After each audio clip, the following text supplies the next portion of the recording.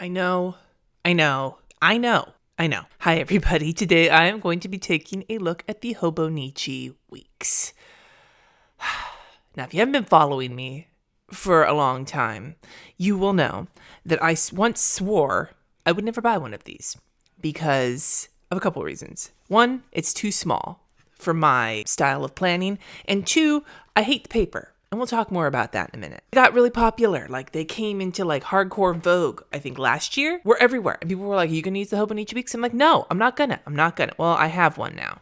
And I'm thinking about using it next year. But not as a planner, as a memory keeper, memory planner, however you want to put it. Anyway, let's take a look at it. So this is the 2021 Hobonichi Weeks. I ordered this from, I think, Etsy. Going to Etsy was the easiest way for me to figure it out. And I probably overpaid for it. Because apparently on the official, website for the Hobonichi, it's $18.88, and I'm pretty sure I paid more than that. And they sent me a pen and shit with it too, but I'm not going to worry about that. It's a little tiny planner. This is about the size of my wallet. I have one of those wallets that can fit a checkbook, and I still use a checkbook because #old lady. This is the 2021 color Cherry Blossom. I think it is gorgeous, and it's almost the exact same color as the power sheets I'm probably going to use this next year, which makes me feel all matchy-matchy. 240 pages for this one. They have a bigger one that has more note pages. I did not get that one. 9 millimeters thick, because it's a little skinny mini. And here's a mild liner. My mild liner is thicker than this, just to give you a sense of perspective. It does not lie flat. It says that on the website, which it is lying flat. I mean, not perfectly flat. It's kind of bouncing up, but it's nowhere near as bad as some things I've seen. So, okay. And then the paper is Tomoe River paper, which I understand is amazing for fountain pens and for other things, but I hate the feel of this paper. How have I described it in the past? In the past, I've described it as toilet paper that's been used, but then left out in the sun to dry. I still feel that way. I have a very tactile issue with stuff. And it reminds me kind of like a cross between Bible paper and newsprint, neither of which feels very good on my fingers. However, for the purpose of which I'm thinking of using this, I actually don't think that it'll be a problem. Now mine, I don't know if they all come with this, but mine came with a little adhesive pocket that you can add somewhere. I have no idea if I would actually use that because this is so tiny I wouldn't want to keep anything in it. So you open it up and it says Hobonichi Techo 2021 Weeks. And then here is your 2021 calendar, your 2020 calendar, and your 2022 calendar. And there's a bunch of stuff in here in Japanese. I think that they have a pretty good walkthrough on the website if you can't translate things. But ultimately, my usage of this, most of this doesn't really matter in the long run. And then you have your year at a glance calendar where you can add appointments and shit in. A page like this is almost exactly why I wouldn't use one of these for planning.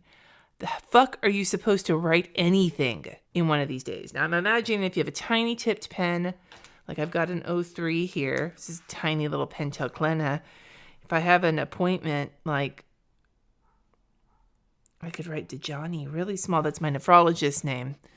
But, I could barely read that. So I'm imagining if you have, tiny, beautiful handwriting, this might work for you. But, my Klena smears a little bit. And then in the front of the planner, you have your months. So this looks like the end of 2020, December 2020. And then you start with January. And it looks like in this planner, Sundays are in red, Saturdays are in gray, and then the rest of the week doesn't have a color unless there's a holiday. All of your months up at the front, it's a grid, not a dot grid, but a grid. The light printing of this is very, very soothing on the eyes. The whole situation is grid. There's 4 boxes down here for a monthly goal situation, but all of this is grid. So your little note area is all grid, and it's grid inside of the days except for right where the day is. So you get through the whole year, and then it gives you January 2022 as well. So February, March. It gives you enough future planning for January through March 2022 on the monthly spreads. Then once you start your weekly spread, it begins in November 2020 and then moves forward. And you can see where your month is by the gray on the side. So the number of the month. So December is 12. This is the layout right here that made me want to check this out. I actually had a version of it with the Hobonichi, with the weeks, the print impression weeks that I tried. But it kind of fell apart on me. The paper was thicker, but it was kind of flimsy and it only had 3 months. And I actually really wanted something with a full year in it. So what you get is the week down one side. Monday start, there's some info over here, including moon phases. And you have a little like rectangle of space on this side for each day. And then you have a blank grid on the other side with a tiny little calendar down here. Now this is kind of the layout that I was wanting, like I said.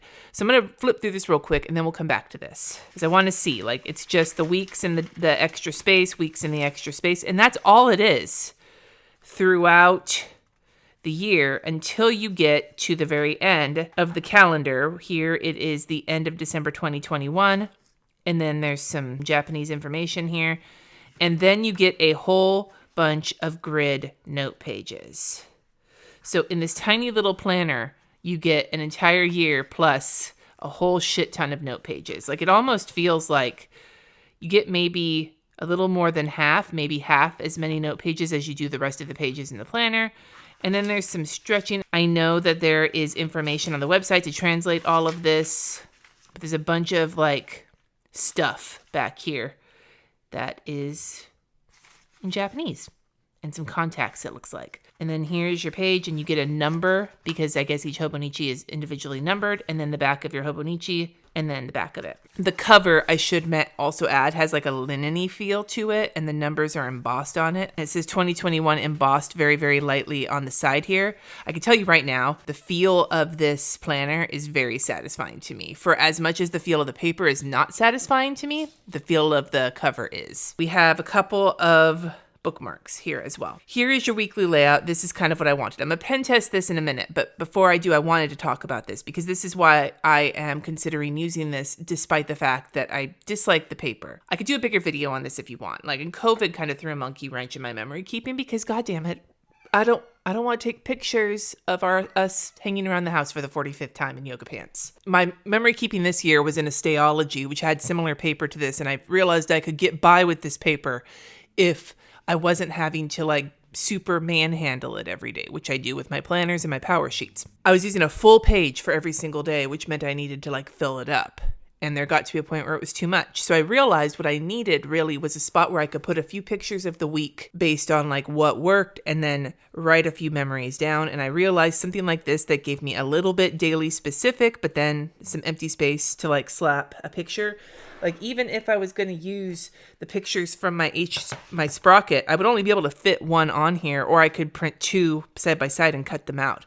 But it would keep me from having to take a bunch of useless pictures that don't really fucking matter, but I would still be able to jot a little bit down from every single day and put it on here and have a little yearly memory situation that isn't huge, that doesn't require a lot out of me. And then in the back, if I want to do more substantial journaling, I can do that and just date the pages for the days. Like, if something happens, if there's something tragic that happens or something awesome that happens, and I want a little bit more space than what this page can give me, I can make a note on that day, see page whatever, because it looks like the notes are individually labeled. Like, the note page numbers begin with number 1 in the note pages. So I could say on November 15th, something happened, see page 28 for details or whatever, and that's where I could journal. So something like this feels like it's small enough where I can have less pressure on my memory keeping,